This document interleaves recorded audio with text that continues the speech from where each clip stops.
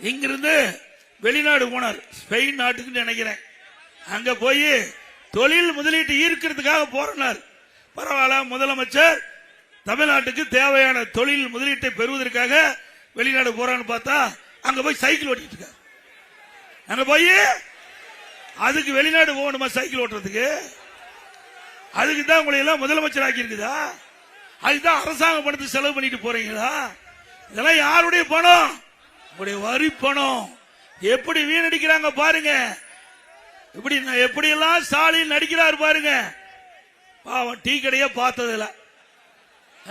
இப்பதான் டீ கடையில் போய் டீ குடிச்சு பாக்குறாரு. பாரு, இப்பதாவது ஏழை மக்களுடைய கஷ்டத்தை பாரு. போய் டீ கடைக்கு போய் டீயை குடிச்சு, ஆகா ஏழைகள் எப்படி கஷ்டப்படுறாங்கன்னு இப்பதான் சிந்திச்சு பாரு ஸ்டாலின் அவர்களே. பிறகு நடைபயணம் போவார். இந்த நடைபயணம் போகும்போது அதை டிவியில் குடிச்சு இந்த பத்திரிகையாளர் போடுறது. அப்புறம் பளு தூக்குவார், அதை படம் பிடிச்சு காட்டுவார். ஏங்க இதுக்காக நீங்களா ஓட்டு போட்டீங்க?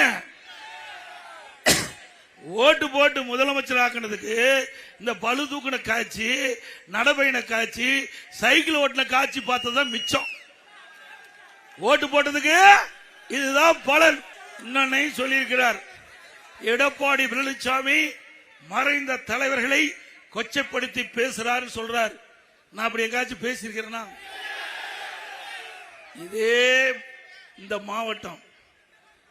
மாவட்டத்தில் மாநிலவை உறுப்பினர் திரு சிவா இருக்கிறார்ல, அவர் பெருந்தலைவர் காமராஜரை பற்றி எவ்வளவு கொச்சப்படுத்தி பேசினார். எல்லா பத்திரிகையிலும் வந்தது, ஊடகத்திலும் வந்தது.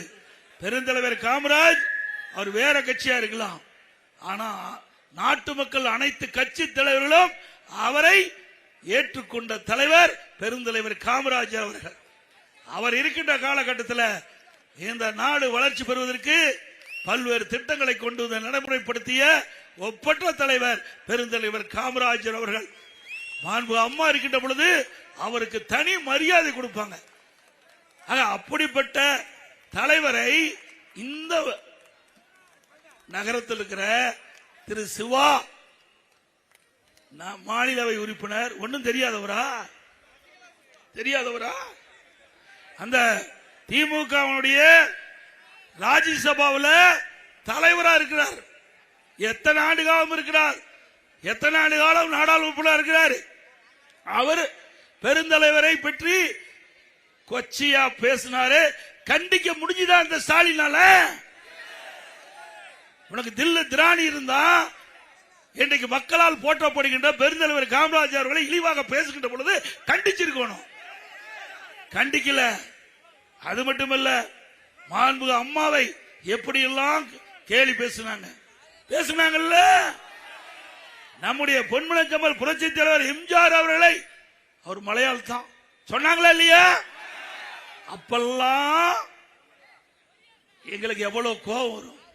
உங்களுக்கு வந்தா ரத்தம், எங்களுக்கு வந்தா தக்காளி சட்னியா?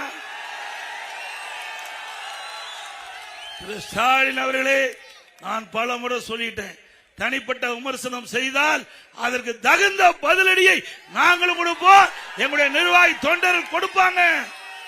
வேடிக்கை பார்த்துட்டு இருக்க மாட்டோம் இனிமேல்.